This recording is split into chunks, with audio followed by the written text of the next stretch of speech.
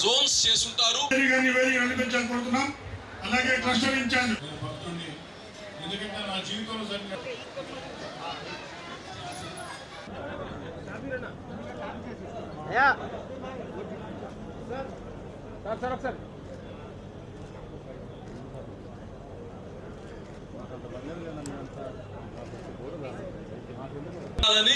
ఆ ప్రభుత్వంలో కుదరలేదు.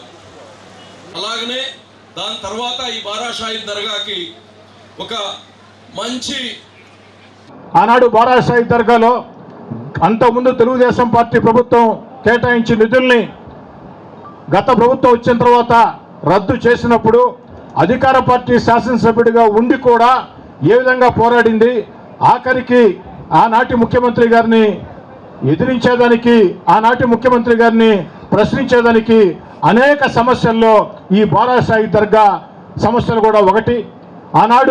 ఆనాటి ముఖ్యమంత్రి దూరంగా జరిగిన తర్వాత నిండు శాసనసభ్యులు ఒక పక్క 150 మంది శాసనసభ్యులు, మరో పక్క ఒక్క మీ కోటంరెడ్డి శ్రీధర్ రెడ్డి నినాదాలు నేనే బారాషాహిద్ దర్గా కేటాయించాలి నిధులు, బారాషాహిద్ దర్గా చెయ్యాలి అభివృద్ధి. 20 నిమిషాల పాటు పొట్టేపాలెం కలుజు మీద బ్రిడ్జి దగ్గర నుంచి, పొదలకు రోడ్డు దగ్గర నుంచి, గురుకుల పాఠశాల వద్ద దగ్గర నుంచి, మునుగుడి కలుజు వద్ద దగ్గర నుంచి 1 కాదు 2 కాదు 3 కాదు అనేక రకాల సమస్యల్ని దాదాపు 20 నుంచి 30 నిమిషాల పాటు ఒక్కడనే పోరాడానంటే దానికి కారణం రూరల్ నియోజకవర్గ ప్రజలు ఇచ్చినటువంటి ప్రోత్సాహం, ఒక నమ్మకం, ఒక భరోసాని ఘనంగా మనం చేస్తాం. మరి ఈనాడు దేవుడి దయ వల్ల, మీ అందరి ఆశీస్సుల వల్ల మళ్ళీ నారాయణ సార్ నేను ఎమ్మెల్యేగా గెలిచాం, నారాయణ సార్ మంత్రి అయ్యారు, మన ప్రియమిత్రుడు అబ్దుల్ అజీజ్ గారు రాష్ట్ర వక్ఫ్ బోర్డు చైర్మన్ అయ్యారు. అన్ని రకాల కూడా శుభ సూచకాలు. ఆ యొక్క పరిస్థితుల్లో ఈ దర్గా అభివృద్ధి కోసం అనేక ఆలోచనలు చేసి నేను అజీజ్ భాయ్కి ఒక మాట చెప్పా, అజీజ్ భాయ్ రాష్ట్ర వక్ఫ్ బోర్డు చైర్మన్, నువ్వు గత ప్రభుత్వంలో తెలుగుదేశం పార్టీ జిల్లా అధ్యక్షుడిగా పనిచేశావు, రూరల్ ఇన్ఛార్జిగా పనిచేశావు. ఈ యొక్క బారాషాహిద్ దర్గా సంబంధించి పూర్తిగా నిర్ణయాధికారం స్థానిక ఎమ్మెల్యేగా నీకే అప్పచెప్తున్నా, మేమెవరం కూడా జోక్యం చేసుకోం, పూర్తిగా నువ్వే బాధ్యతలు తీసుకుని ఈ బారాషాహిద్ దర్గా అభివృద్ధి అటు నారాయణ గారి సహకారంతో, అధికారుల సహకారంతో మీరు చేపట్టి అటు ముస్లిం మత పెద్దలతో, ఈద్గా కమిటీ సభ్యులతో అందరి సూచనలు సలహాలు తీసుకుని ముందుకు సాగు, నీ వెనక ఎమ్మెల్యేగా నేను నడుస్తానని చెప్పడం జరిగింది. దానికి వారు కూడా అంగీకరించారు. వారికి కూడా ధన్యవాదాలు తెలియజేసుకుంటూ ఒక్క మాట చెప్పి ముగిస్తాను.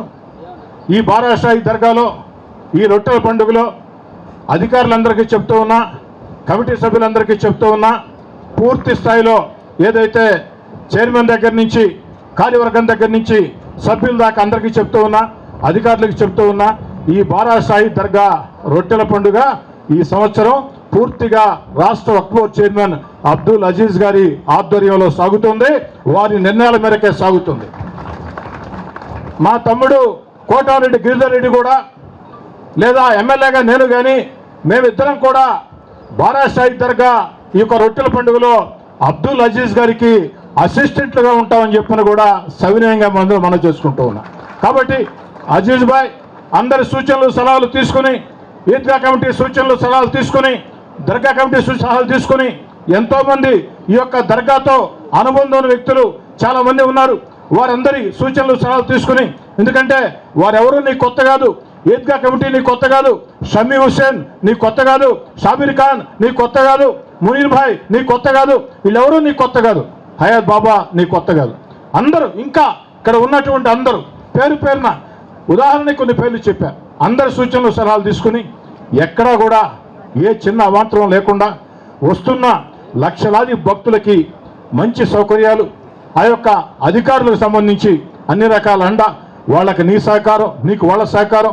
మళ్ళీ చెప్తున్నా, ఈ యొక్క రొట్టెల పండుగ నిర్వహణ బాధ్యత మొత్తం మీ నాయకత్వంలో జరుగుతుంది.